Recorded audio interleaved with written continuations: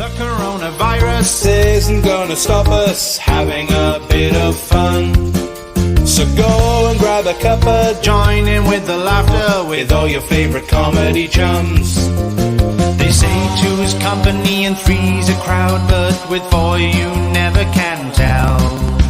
We haven't got a clue, so we'll just assume that four's a crowd as well. Four's a crowd. Hello and welcome to Four's a Crowd, the comedy panel show where our guests battle out to be the winners and return next week. Our losers, unfortunately, have to go home. Our more eagle-eyed viewers will have noticed the shirt has changed this week. But during the lockdown restrictions being lifted slightly, not much else has changed here in Wales. In England, they've been faced with some quite confusing advice. If you can't work from home, go back to work. If you have to go to work, don't use public transport. So the show this evening will be a little bit shorter as I have to set off on my shift at 10 p.m. The start at 7 o'clock tomorrow morning, so I've got to walk 20 miles to get to work tomorrow. The government have released a new slogan this week telling us how to tackle COVID-19. The middle of that slogan is control the virus. Well, thanks for that, Boris. If that's all you had to do all along, why don't you just tell us? And finally, the government have decided now when people re-enter the country, there'll be 2 weeks quarantine.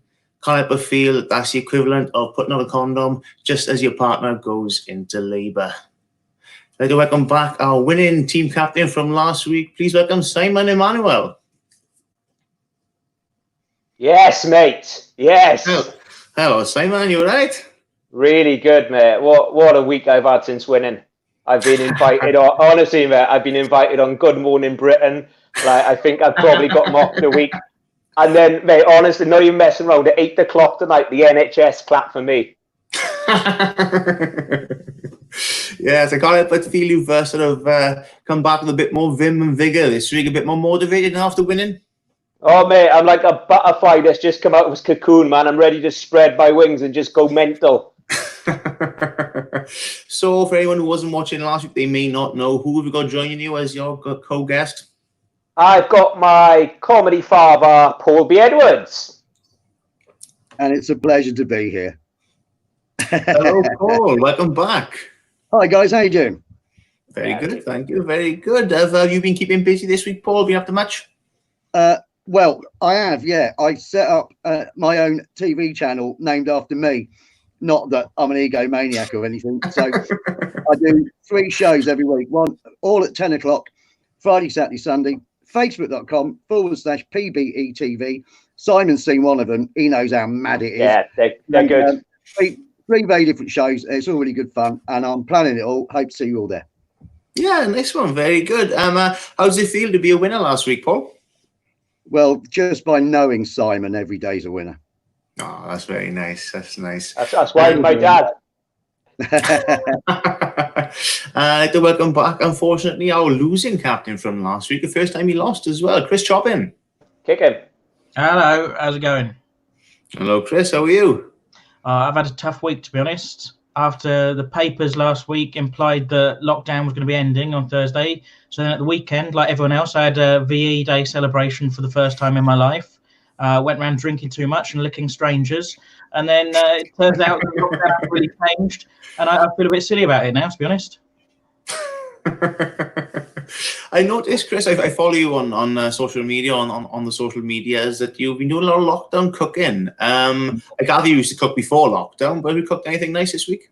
I had my signature lockdown loaded nachos, which are really good. The secret of them is it's like regular nachos, but there's no one around you have to share them with. Chris, I can't help but feel that even though you lost last week, it might be a bit of a blessing in disguise, because you might have a teammate this week who actually wants to be here and wants to be on your team. Is that the case? Well, fingers crossed. You'd hope so, wouldn't you? Who have you got joining you this week? This week, I've got the Queen of Swansea. So it's Sarah Bridgman. Hi. Hello, Sarah. Okay, and we've gone from 2 teammates on one sort of square last week to another 2 teammates on one square. Who's that in the background? This is the cat with no name. She just decided to come and live with me, and and she's gorgeous. And that's it. She's. I haven't decided on a name for her, so maybe we can decide tonight. 50 Shades of Straight. Call it 50 Shades of Stray. Yeah. Well, luckily for you, Sarah, there is. Guys. She can't take her eyes off you. Luckily for you, Sarah, this week there is a round where you have to phone a cat, so you'll probably do well in that. Right?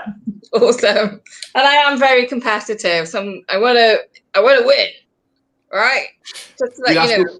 No we'll pressure. have to do that again when you've been back for 4 weeks in a row and see if you still want to win then.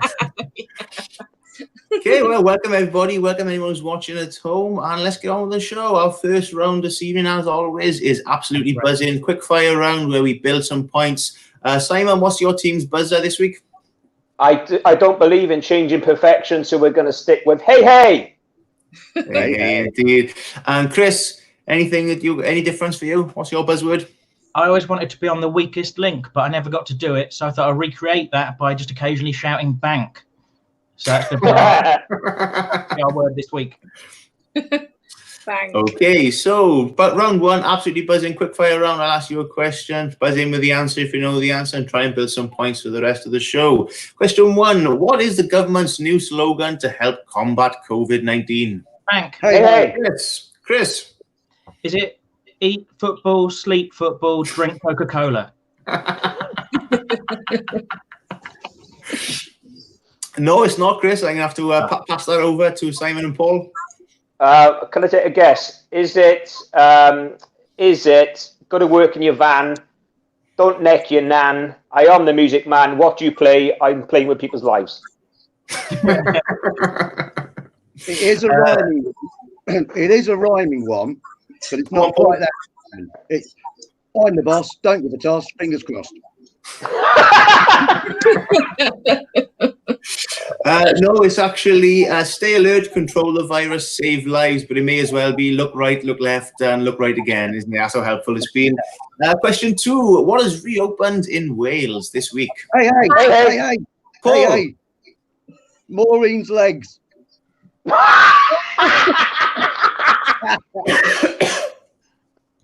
Good grief. If any Maureens are watching, we apologise for that. Either way, if it's true or not.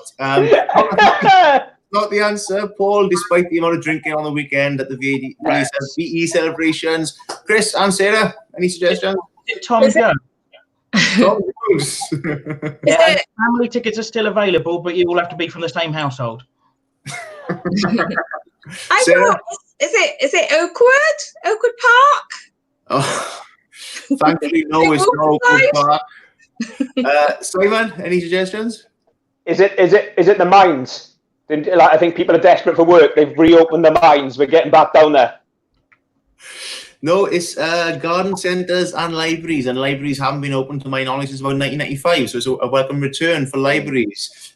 Question three, what did Donald Trump say he would not do if America bought Greenland? Hey. Chris? Well, he's not going to double check his assumption that Greenland is the one with the leprechauns and the Guinness.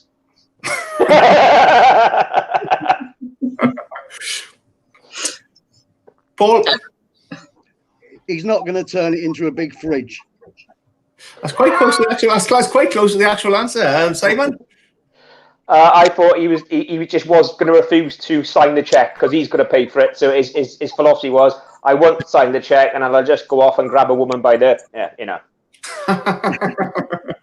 Sarah, any advances on that? I thought he was just going to refuse to visit Santa. It's not too far from the answer. He's promised not to build a giant Trump Tower right in the middle, and he even held up a photo to show the tower he wasn't going to build. That's nice to hear. Finally, from this round, question 4: what breakfast spread was invented during World War II? Hey. Chris? Is it Nazi gold? Yeah, failed breakfast cereal from the 40s. Paul? I had something similar, actually. Nazi marmalade. It's lovely on your Luftwaffles. Again, that's not too far from the answer. Sarah? I really struggled with this one. I thought it was scrambled dried eggs. If you want, you can spread down your toast if you want to, I suppose, but no. And Simon, any advances on that? Was it Weetabix? No, unbelievably, it was actually Nutella, which I couldn't believe myself till I researched that. But yeah, so the scores after this round are 0-0. Yes, it's going well. we got it all to play for, guys. Or Chris. Okay, round 2 is aptly called Family Favourites, where you have to guess top 5 things people are missing during lockdown. It's a bit like Family Fortune, but it's also nothing like Family Fortune, so please don't get us in trouble over that. So, top 5 things people are missing during lockdown. 5 points for the top answer, 1 point for the bottom answer, and we'll go around in sort of a round robin. Sarah, what are the top 5 things people are missing during lockdown? I think number 1, the missing bitching about Karen from accounts. No,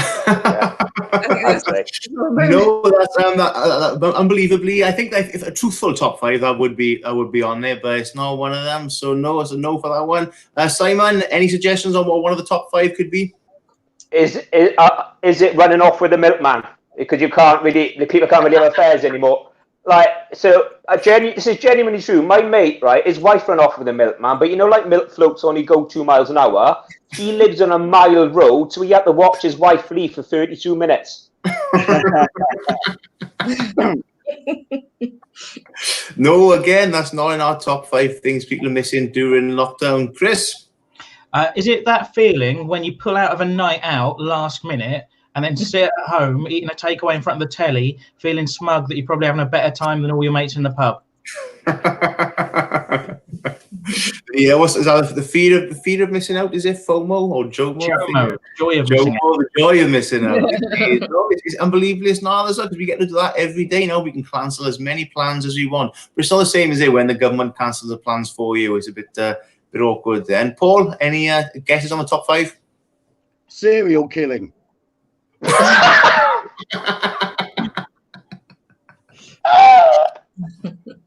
No, it's none of them. I'm Sarah. Back to you. We haven't got any. Unbelievably, we haven't got any of the top 5 yet.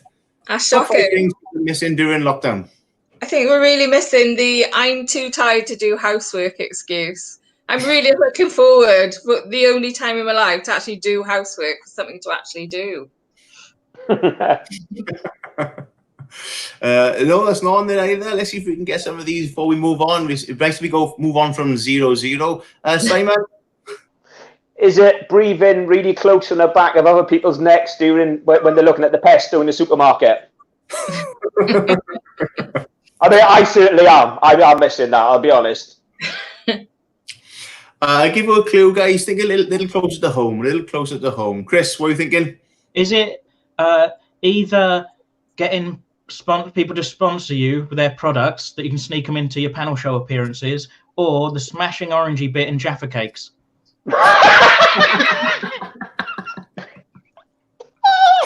I wish that was on. That'll be on my top 5, definitely. But no, it's not, unbelievably. Paul, any guesses? See if we can get one of these top 5 before we move on. Nancy Reagan. If it isn't Nancy Reagan, it might be Jehovah's Witnesses.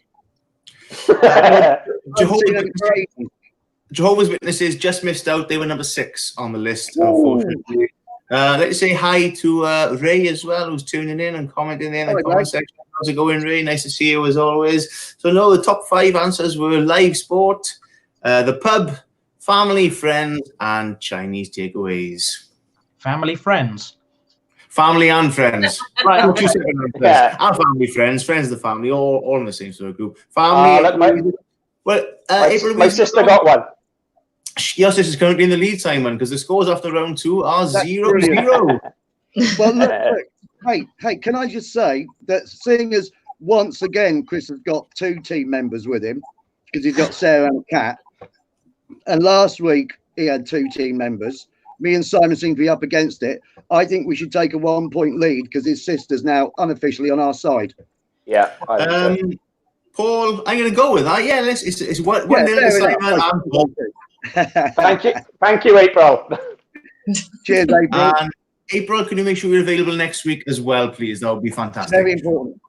Okay, on to round 3 this week. Whose life is it? This is the round where I suggest a story to our teams. What could be myself who the story belongs to, could be from 2 of the teammates. The opposite team have to guess. It's a true story, it's a funny story, but who does it belong to? Our first story this week is for Simon and Paul. When I was a teenager, at 14 years of age, a group photo was taken, and of course, photographs were not instant like they are now. It only turned out that after we had the photo developed, one of the boys in the group had pulled down his trousers and done a moonie, and he had a very, very hairy bottom. My mother found this photo, and I haven't seen it since. I was very embarrassed by the fact, and the photo has now mysteriously disappeared. It's a funny story, it's a true story, but is it myself, Sarah, or Chris?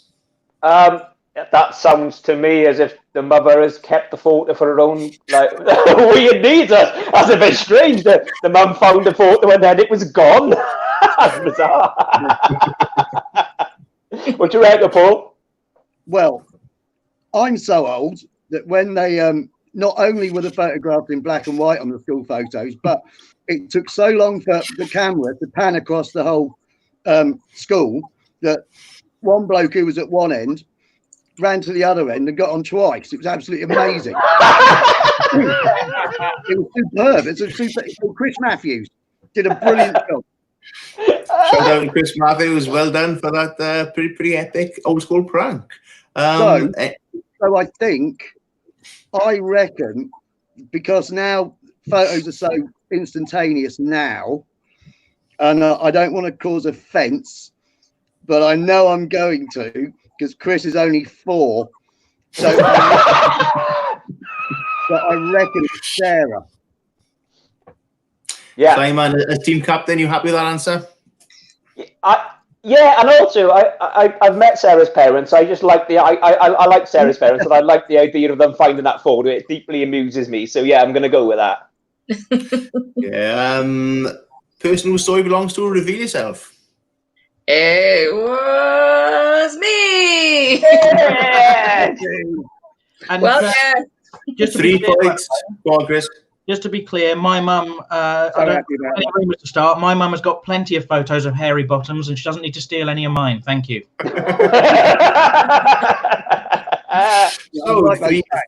that correct answer, 3 points for Simon and Paul. Our second story is for Chris and Sarah. I once got VIP entry to a gig at the Brixton Academy under the guise of the Radio 1 DJ Janice Long. It's a true story, it's a funny story, but is it myself, Paul, or Simon? Simon. I don't know what Janice Long looks like. I don't think she looks like any of us, Chris. I think that's the main thing you need to worry about. I mean, it's not what I'm worried about. It's what Janice. If I was Janice Long, I'd be worried about it. Watching this. Although I don't know, I think Paul. I've seen Janice Long, and I do think Paul might have a bit of a Janice kind of air about him, maybe in his younger days. But I do still think it was definitely Simon. I think Paul has probably spent more time in London, is more likely to sort of blagged his way into a rock gig in Brixton. Yeah. But would he call himself Janice? I think he called himself whatever he liked. I know Simon would. Yeah, Simon wasn't even trying to blag anything. That was just the name he was going by that evening for gigs. Paul would just be like, "Yeah, I'm Paul B. Edwards. Let me in." You know. Fair point. Yeah, fair point. Yeah. Oh, hang on, he's agreeing with you, which means he's trying to mislead you there. Or am I? I You think. have the pressure. All right. What's that, mate? No, we're just talking about my Janice Long story. Yeah. Okay. Carry on. I definitely. Getting Janice longer. I think it was Paul B. Edwards. Final answer? Yeah. Person who the story belongs to, please reveal yourself. Sorry, just wondered how long I could hold it for. Yeah, it was me. I got a phone call from someone from the BBC who said, "Do you fancy coming to see Brian Setzer's Rockabilly Riot at the Brixton Academy?" This is only a few years ago. And I went, "Yeah, sure." They said, "There's only one thing. we've got VIP backstage tickets, but you have to pretend to be Janice Long. I went, okay, fine. So I just went up to this massive doorman's, huge queue, went right the way past the queue, and just went, I'm on the guest list. I said, what's your name? I went, Janice Long. He went straight through. He went, thanks very much. Just walked in, got VIP passes. The girl who was handing out the passes never even looked up. So the only thing she saw was my hand and wrist. So I can only assume that Janice Long must have really hairy arms. Meanwhile, Janice Long was crying outside. She couldn't get in. Yeah. Well, no. What actually happened was that she'd been sent VIP tickets, but then she couldn't go because she had to do a radio show, but she didn't want them to go to waste. So she said my friend could have them. And my friend, who is a woman, didn't think she could pass off Janice Long and thought I could do a better job. He who dares wins, Paul. And if Exactly. Janice has got any hairy arms, he wants to hide all the photographs of her arms from Sarah's mother, I think. The scores after that round are Simon and Paul 4, Chris and Sarah 3. Oh, that's close. Oh, it's very Nailed it. close. All right. We can do this. Okay, so we're moving on to our final round of the show this week. A slightly shortened show. As I said, I got to set off for work shortly and walk to work 20 miles tomorrow morning. It's our favourite round of the show. Is Sheep and Mash joining us again for the Almost Sound of Music? Sheep and Mash, where are you? Hello, yes, here we are, Sheep and Mash, back again for the 5th week of Forza Crowd. Thank you, Drew. This is the music round called Almost the Sound of Music. Terrible name. We talked about that before. Sorry, I'm rushing through to get to the bits because I've ordered a pizza and it should be here any minute. Yes, I have. Yes, from Domino's, and it should be here any minute. So I want to get on with it. But basically, I do need to say, Martin, I should have said before, it is being delivered to your house because. Yeah, I ordered on the app. Don't get too excited. It's just your address was the last address that was saved on the app. So it's being delivered to you. And I phoned them up and nothing they can do. So when the guy arrives at the door, I need you just tell the delivery driver, send it to Mark's address. But don't 17 Cherry Tree Lane. No, that's the address from Mary Poppins. Oh, yeah. How did you know that? Love How the did films. I know that? Just anyway. One Pine Drive. No, Drive. don't say my address. Just send it to Mark's address and tell him the address. Yeah. Yes. Yeah. Yeah. Don't tell they're on the air. Just tell the delivery driver the full. You know the full address. I think he's here. He's here. One Pine Drive. Go on. Just tell him. Yeah. Go on. And whilst Martin's away, I will explain the rules quite quickly. So basically, we have taken two popular TV themes, smashed them together, the lyrics from one and a tune from the other. And basically, what the teams have to do, they have to tell us what the lyrics and the tune are from, which theme tunes. And there's one for each. And Martin's back just in time to explain the visual clue. So explain the visual clue there, Martin. Right. Oh, they've gone. That's brilliant. Oh, Is it we've the got Sheep and Mash. Sheep and Mash have Find left out us. what a visual clue is. Hello, yes, here we are, Sheep and Mash, back again for the 5th week of Forza Crowd. Thank you, Drew. This is the music round called Almost the Sound of Music. Terrible name. We talked about that before. Sorry, I'm rushing through to get to the bits because I've ordered a pizza and it should be here any minute. Yes, I have. Yes, from Domino's. And it should be here any minute. So I want to get on with it. But basically, I do need to say, Martin, I should have said before, it is being delivered to your house. Because, yeah, I ordered on the app. Don't get too excited. It's just your address was the last address that was saved on the app. So it's being delivered to you. And I phoned them up and nothing they can do. So when the guy arrives at the door, I need you to just tell the delivery driver, send it to Mark's address. But don't 17 Cherry Tree Lane. No, that's the address from Mary Poppins. Oh, yeah. How did you know that? Love How the did films. I know that? Just anyway. One Pine Drive. No, Drive. don't say my address. Just send it to Mark's address and tell him the address. Yeah. Yes. Yeah. Yeah. Don't tell they're on the air. Just tell the delivery driver the full. You know the full address. I think he's here. I think he's here. One Pine Drive, yeah. Go on. Just tell him. Yeah, go on. And whilst Martin's away, I will explain the rules quite quickly. So basically, we have taken two popular TV themes, smashed them together, the lyrics from one and a tune from the other.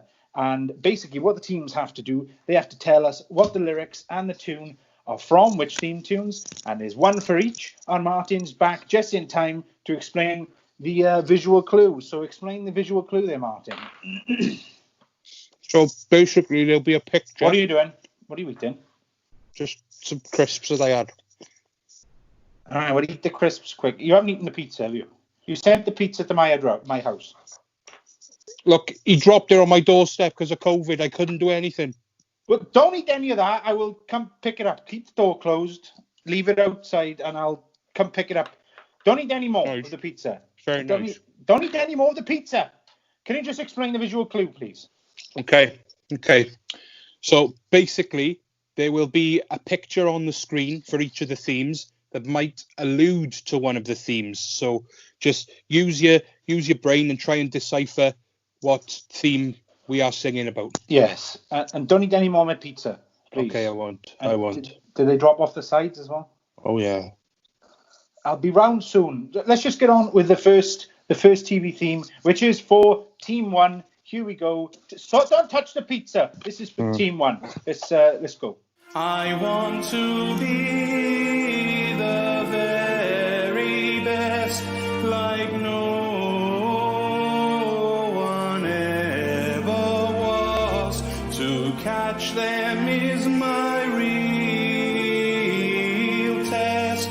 To train them is my cause. Our courage will pull us through. You teach me and I'll teach you.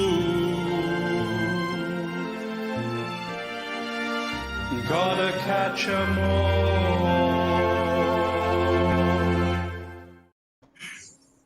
Right. Okay, that was question 1 for Simon and Paul. And what I really liked about that video was, even though Sheep and Mash had some technical difficulties and they cut out, they went back to the start and they said all the same words in exactly the same order. Because it is live, it's definitely not pre-recorded. Thank you for your professionalism, Sheep and Mash. So Simon and Paul, nice little clue there, and nice little bit of music and lyrics as well. But any guesses? What was it? You remember at the start of the show when I said that I feel like a butterfly that's come out of the cocoon because I've had one win, Drew? Yeah. Well, I'm flapping all over this room, mate. I know both of them. I can't believe it. Paul, are you as confident as Simon? Well, all I really got was that it was some new wrestling show called Baby Smackdown. So, Simon on this one. I think Chris writes articles about that, don't you, Chris? Yeah. Is that right? Okay, so if you're confident with your answers, keep them to yourselves for a moment being as we look at question 2. This is for Sarah and Chris. Can we have question 2 from Sheep and Mash, please? Don't open that box. Close the box. Don't open the box any further. If you open that box, you're in trouble. Don't open it. How many pieces have you eaten? How many were there usually? I don't know, about 12, 14. Well, there's about half left. Just keep what's left and do not touch it again. If you open that box, you're in trouble. Let's go on to the theme tune number 2 for Team 2. Here we go.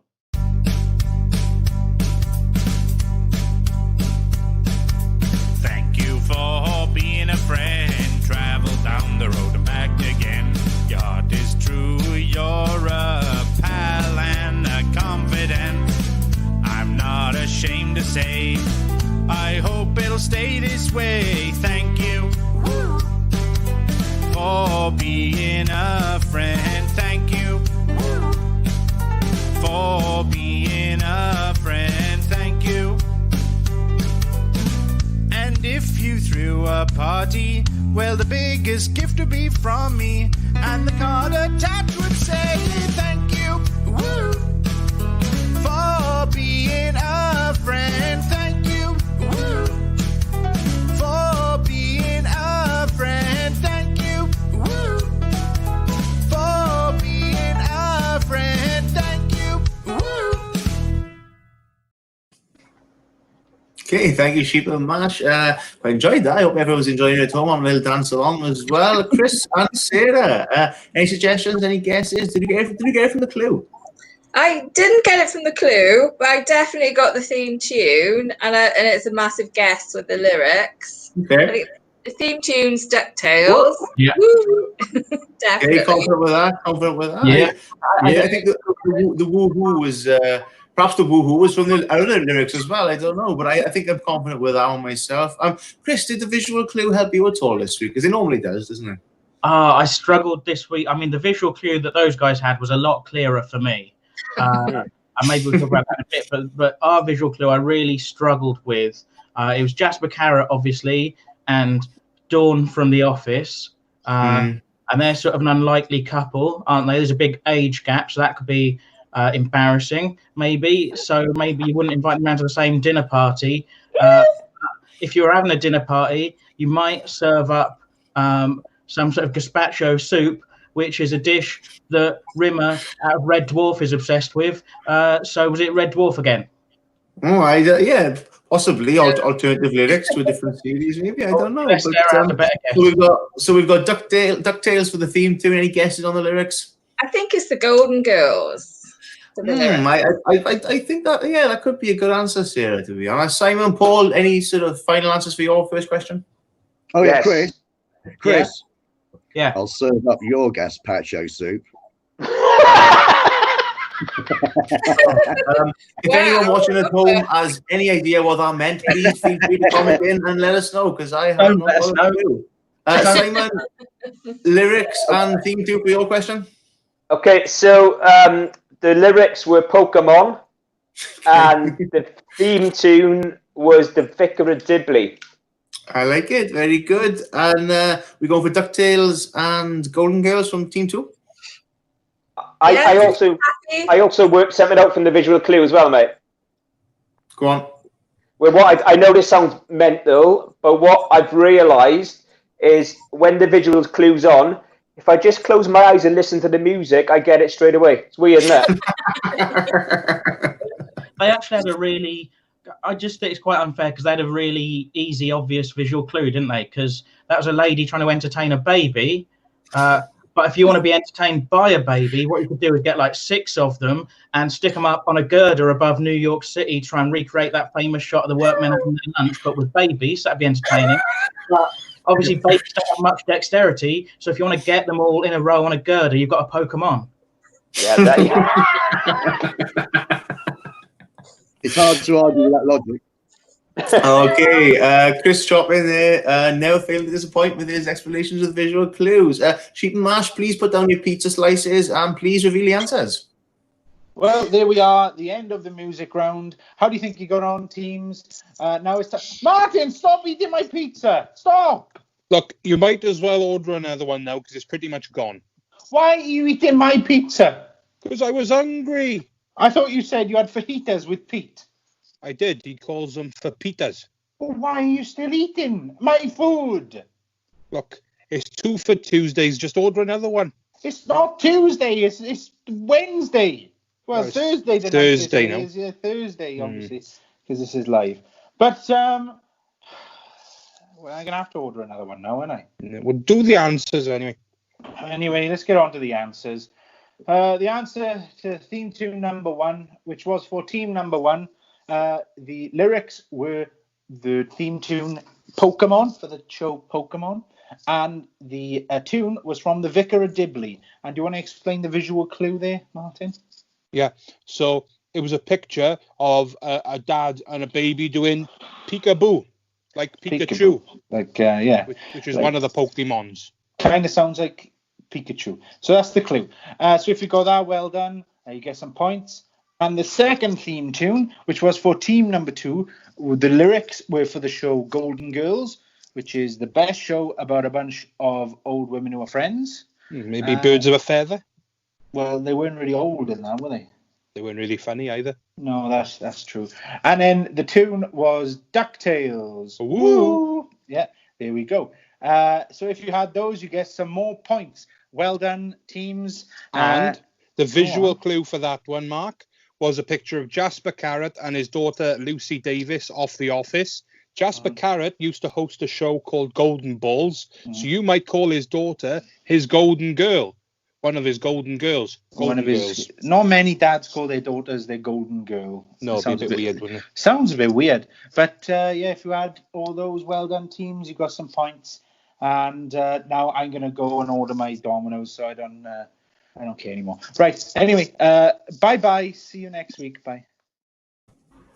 Thank you very much, Sheep and Mash. And I think what we learned from that is the ultimate crossover we've all loved to see is the Golden Girls with Last of Summer Wine. I think that would be a show we've all been waiting for. I think after lockdown, getting made, BBC. So the fight scores after that round are 5 points for Simon and Paul, 5 points for Chris and Sarah. Oh! Drew, don't you think me and think Chris you know should what get it an is. extra point? Because I got the woo. No. There was clearly the woo in the answer as No. well. Absolutely not. Simon's Never. sister, if you're still watching, should they get an extra point for that? Hi, Say no, April. Absolutely not. No. She just commented. Oh, she's commented smiley face, so that's a yes. Yeah. Smiley face means yes. So that means, and for the first time ever, the final scores this week are Simon and Paul 9, Chris and Sarah 9. Fix. Wow! Yeah. What do we do now? This is untrodden land. What do we do? So everyone have to come back Everybody next week. next week. We will. We come back next week. Our very first draw. Mason will come back next week and make another go of it. So, Yes. and it's quite nice for me. I'm going to kick anybody off this week now. It takes the pressure off me a little bit. Thank you very much for taking part, guys. Thank you very much for all our audience members. Oh no! So you just stand, unfortunately. So thank you, April. That's official. I can confirm the scores are Simon and Paul 9, Chris and Sarah 8. Oh. You can't. That's very late in the day. Chris, how does it feel to be denied on such a sort of fair but crushing sort of technicality? I mean, it's nepotism in action, isn't it? And it's a shame. Yeah. I thought this was the People's Panel show, but it's all about who you know, isn't it? They probably both went to Eton together. I'm certainly happy you get together, being family. Sarah, it's been a pleasure having you on. Thank you very much. I'm bringing your cat and your pet flamingo as well. It's always welcome. Yeah. But unfortunately, we have to say goodbye. Bye, Sarah. Oh, thank you very much. So, Simon and Paul, winners 2 weeks in a row. How's it feel, guys? Ah, fantastic. Well, I think actually it would have been an honourable draw. And if you did decide to invite Sarah next week and call it level, I wouldn't have a problem with that. But in fact, how I feel is, I don't want to have to. Technically, Paul, if Simon's sister hadn't got involved at all, Chris and Sarah would have won. But hey, we can't go back now, can we? So that's it. Yeah. Well done, April. Thank you very much to all our fantastic audience members. Big thank you to Ray as well for tuning in. We love Ray on the show. Thank you to all our guests. We've had Sarah Bridgman, Chris Choppin, Simon Emanuel, and the fantastic Paul B. Edwards. Thank you to Sheep and Mash and all the people at Joke Pit. Thank you for tuning in. We'll see you next time. Good night.